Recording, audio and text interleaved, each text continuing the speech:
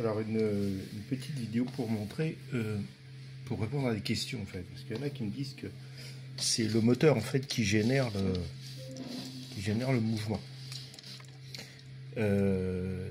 sur l'alternateur. Alors non, pas directement. C'est bien le mouvement de la masse qui crée la traction sur le moteur, donc la force centrifuge. Alors effectivement, pour l'instant, c'est pas assez évident, mais voilà. Donc là, je mets un peu de jus. Donc là, quand la force centrifuge ne joue pas, j'ai mon générateur qui avance pas. Là, le moteur tourne sur lui-même, la masse se déplace. Il n'y a aucune raison qu'il y ait autre chose qui se passe. Voilà. Là, ça touche. Voilà. Donc là, voilà, le système fonctionne, n'entraîne pas le générateur parce que simplement le moteur fait tourner la masse sur son axe et la force centrifuge n'entre pas en ligne de compte. Donc, dès que j'accélère un peu, voilà, là il y a des velléités.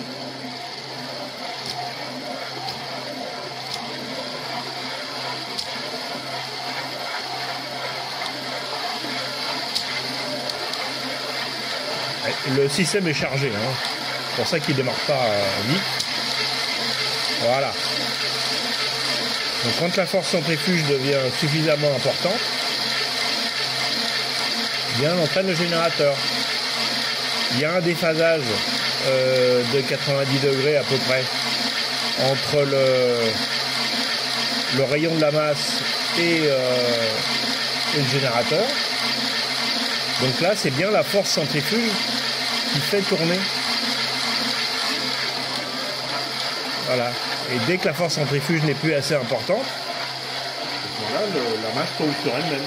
Elle n'entraîne plus.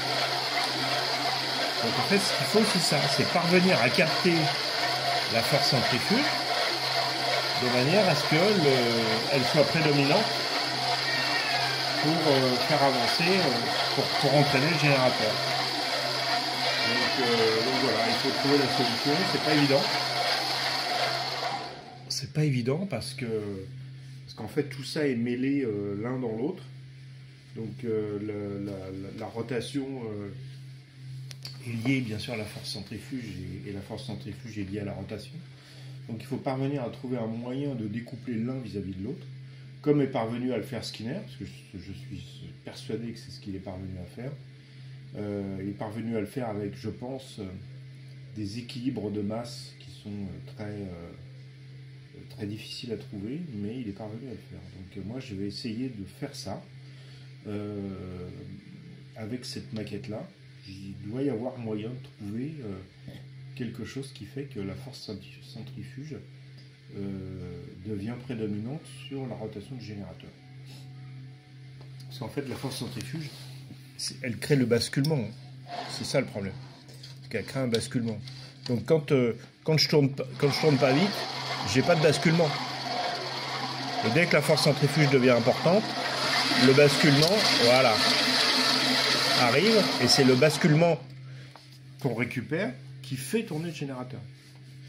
Et ce basculement donc va jusqu'à des valeurs très importantes, hein, parce que j'ai fait les calculs avec 500 grammes sur 180 mm à 5 tours seconde, j'arrive vite à 5 ou 6 kg, je sais plus, je me souviens plus exactement, mais donc voilà. Mais là, dans l'état actuel des choses, bon, j'ai fait différentes mesures et j'ai pas un rendement qui est bon. Donc pour l'instant, je ne parviens pas à suffisamment découpler la force centrifuge de la rotation. C'est mon problème. Donc je cherche.